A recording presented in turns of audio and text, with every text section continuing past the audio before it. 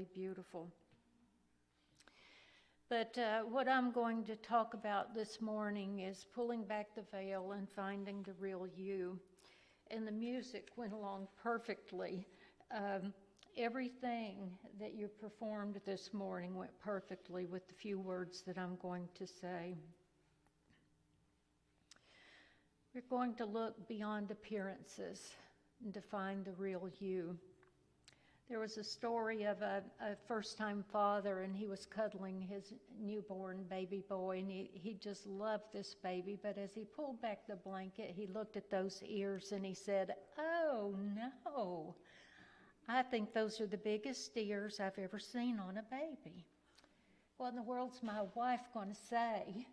She's first-time mother. She's even, she notices things even more than I do. So he's just fretting and anxious, and the doctor checks the baby out. He says, "There's not a thing wrong with this baby. This baby's healthy, healthy baby."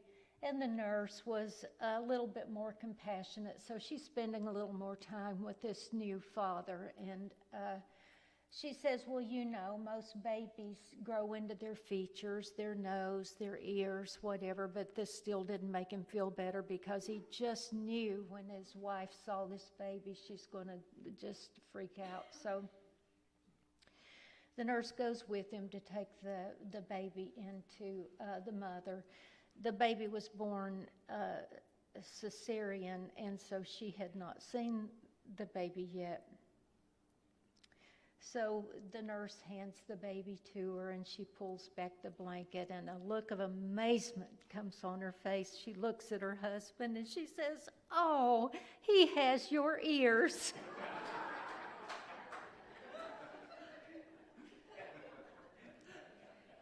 How sweet. We've all seen ears like that, and you know what? Whether we're female or male, we can grow our hair to cover those ears, can't we? And it's okay. Oh my goodness, the poet Khalil Gibran said, "Beauty is not in the face. Beauty is a light in the heart." And it's hard to see those ears when you're looking into the light and love of God. So Jesus and Buddha looked at the crowd, and they saw light. They always saw light and love. Did you know that? They were not speaking to people who already knew this. Notice that Jesus did not say, "Blessed are the powerful, the wealthy, the popular. Blessed are the handsome, blessed are the cool." He was speaking to the rest of us. You whose marriage failed. You who have remained single in a world where people are expected to be married. You're light too. You, the one with the jailed child. You are light. Your child is too. You who work at a job you hate. You who've lost your job, you're light as well.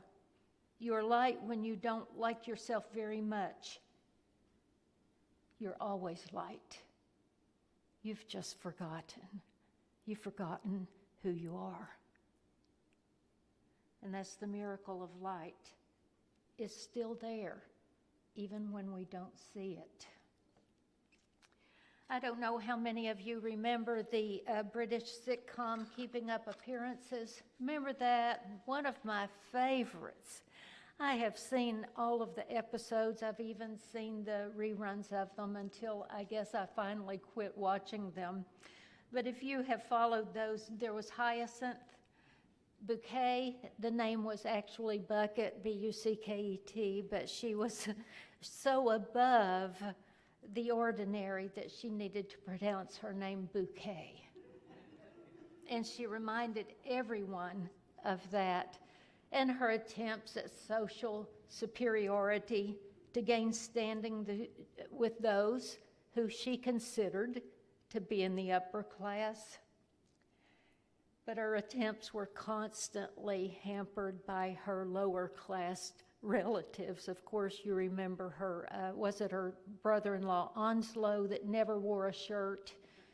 Or if he did, he had a sleeveless shirt and the pits down to here, and probably the sloppiest looking person you've ever seen. That was her brother-in-law, and so she was always having to admit that he was, yes, a family member. She was desperate to hide him. But most of the humor, of course, came from the conflict between her vision of herself and how she wanted the world to see her, and her meager background. She was ashamed of it.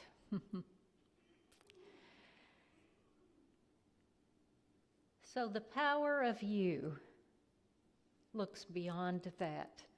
I was reading a book recently. It's called The Power of You by a man named Chris Michaels, and he talks about when he was in 5th or 6th grade, his best friend and the best friend's name was Ronnie. They were inseparable. He said, we did everything together, and because it was 1968 and music was such an important part of our lives, we were totally into the singing group, the Monkees. He said, I knew the words to every song they sang and watched every episode of their TV show. We even wore our hair like one of the band members, Peter Tork, strategically dipped below one eye, just long enough to make you jerk your head back and forth every few minutes. So you could really look cool. Has anybody ever tried to look cool? How about you guys? When you were younger, did you do that? Did you do that? Of course you did. Followed the crowd. Did what your friends did. So Chris goes on to say he wanted to be just like his friend Ronnie, so he did everything the way Ronnie did. Liked the same music, wore the same style of clothes, had the same kind of bike. After a while, we became so much alike, it was hard to tell us apart. Now, psychologists will say that when we're young and our own identity isn't yet fully developed, we tend to imitate others, and this is normal.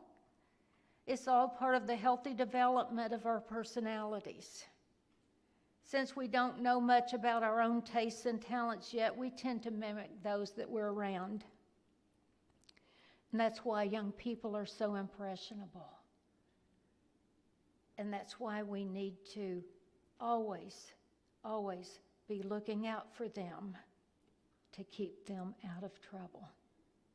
That's why parents are so diligent and their children are at that impressionable age to make certain we're aware of who they're hanging out with. It's incredibly important. They're impressionable. So at that young age, being accepted by others is very important. We'll even sacrifice our own identity for that. But you know what? At some point, we're supposed to grow out of that. But did you know some people never do? Have you ever known any grown-ups that never grew out of that stage? They still need to be accepted by others. They need to imitate others. They listen to everything everyone else says to know what they want to believe themselves. So that personal declaration of independence doesn't come until later, midlife. Maybe after having sacrificed their own identity and integrity for others, the day finally arrives when they can't stand it 1 minute longer. Generally speaking, we know this doesn't work out well. We know that. We've seen it. We see it happen all the time. Usually results in some sort of decisions that are not born out of wisdom They're born out of desperation. And it comes from living years being someone other than your real self. That's why 50-year-old men buy sports cars. I hope there aren't any in here. I started to say red sports cars, but that might get too personal. And then they go out with their coworkers. Or women decide suddenly one day to leave the family and run off to an ashram in India. They're in search of themselves. They can't wash one more dish. They cannot be someone else any longer. All they want to scream is, "Get me out of here." And how do we avoid that fate? To become fully your own self. I remember a few years ago reading about a man in a magazine that he just couldn't stand it anymore. He couldn't stand his wife. They were going for their 30-year reunion that was coming up that summer. Wife had made all the plans. They had all these out-of-town guests coming, and all of a sudden, he just left. He left. He got in his car, and he left. He went out west, filed for divorce, married a younger woman, started another life. It happens. It happens. We're not saying that's wrong. We're just saying that we see a lot of those choices, and sometimes they just bring more and more pain. It's not the wrong path. It's just a more painful path. That if we used our wisdom, stood up and said who we are, spoke with kindness to our spouse, and said, "Okay, I see that that's what you want, but I don't want that. You go ahead and do that. That's not for me." My husband loves to go to antique tractor shows, and he's loved to do it for years and years. He used to collect antique tractors, and I have a hunch he still is. I'm not sure where they are. The important thing is they're not at my house. I used to go with him to those, about 20 years ago. And, after about the fifth one, and I've been out there in the hot sun, it's dusty, I'm looking at things I don't want to look at. I've said, "You know what? Next time you do this, you're free to do this, but I'm not going. I'm staying home. If you need me to be the little wife that's going to tag along with you and go to all these places and not be the real me, then you're in the wrong place." So you know what? He bucked up, he manned up, and he went on his own. And he still does. And he enjoys it. And he goes, and you know what? He goes 2 or 3 times a year wherever he wants to go. He doesn't have me. He needs tagging along. He's got to try to make happy. So it's a win-win situation. You see, when you speak up and say who you are, the things you want to do and the things you don't want to do, even in a relationship where you're scared and you're afraid if you speak up, so-and-so's going to leave. We understand there's a whole lot of things going on here, a whole lot of dynamics. Maybe you're timid and you don't want to speak up to your husband, but you're miserable every day. Or your wife, or your whomever, or your boss, or whatever it is. In the end, it will kill you. You must speak up and be who you are. So are you a person that's always been a people pleaser? Maybe you've set yourself up as just the opposite. And no matter what someone says, you need to be in opposition to that. Or you need to argue with whatever the other person says. Or maybe you've set yourself up as the smartest person that ever lived, and whatever someone else says, because you don't have self-esteem, but you speak up to make yourself feel important or look important, that a person can't even get something out of their mouths before you're already telling them the right answer. That's another way that the real you does not show up. Or maybe you just chatter on and on and on and on out of you have no self-confidence, so you just keep talking. We used to have a friend like that, and he's passed on now. His name was Rick.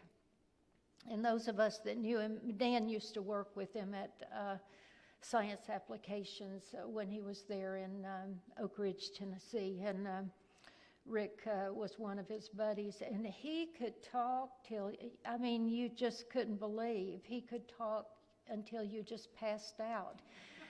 And those of us that knew him, we had sort of a joke in our little social circle. Wait a minute, if you were on the phone with him, hold on a minute, Rick, I've got to lay down.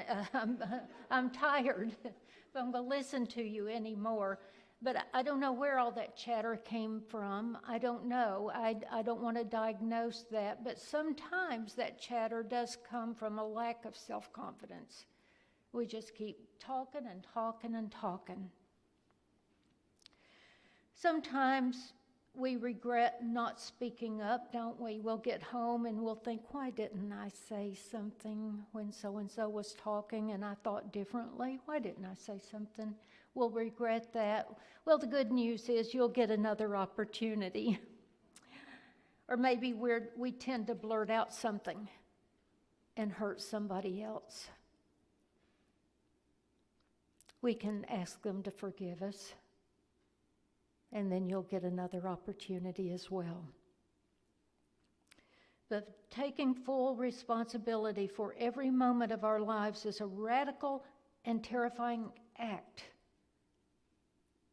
but it's also full of potential. I know people that have been so terrified, they're timid and afraid to speak up to their boss or their whomever. But you'll stay in fear and unhappiness until you do. And you get the courage to speak up. So there is no more complaining, no one else to blame when you become responsible, no more self-pity, just a state of pure intentionality. How can I shine my light into the world and be the best I can be? Stay connected to your source. There's an elderly woman that noticed that her granddaughter felt embarrassed by her freckles. And the grandmother said, "I love your freckles," kneeling beside the girl, admiring her face. "Not me," the little girl replied. "Well, when I was a little girl, I always wanted freckles," the grandmother said, tracing her fingers across the child's cheek. "Freckles are beautiful." The little girl looked up. "Really? Freckles are beautiful?" "Of course," said the grandmother. "Why, just name one thing that's prettier than freckles." The little girl peered in the old woman's smiling face, aglow with kindness and love. "Wrinkles," she said. Wrinkles can be more beautiful than freckles, I guess, or as beautiful. The physical beauty of youth will fade, but the beauty of a spirit, when nurtured, will glow forever. I remember when Shelby, my granddaughter, she was still quite young. She could still remember. She had remembrances of home and arriving here in spirit. And I remember we were having a conversation one day. They lived in Houston and we lived in East Tennessee, but that didn't stop me. I visited often, didn't I, Sherry? Often, when the children were born.